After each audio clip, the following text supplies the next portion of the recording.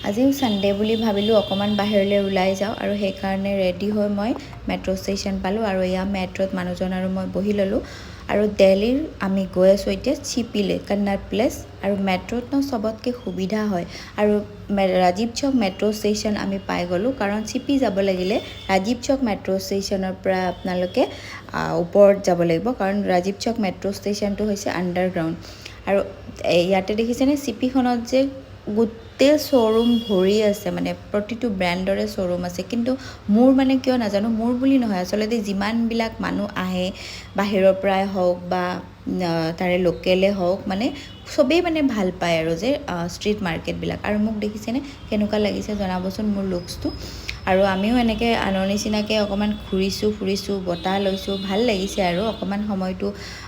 spend কৰিছোঁ আৰু এইজন মানুহ দেখিছেনে এইজন অৰিজিনেল মানুহ হয় তেওঁ এনেকৈ পইচা ইনকামো কৰে আৰু এই যে মই আকৌ গৈছোঁ ইয়েৰিং তাৰপিছত বেগছ এইবোৰ দেখিছে নহয় গুজৰাটী ৰাজস্থানী এইবিলাক বেগছবোৰ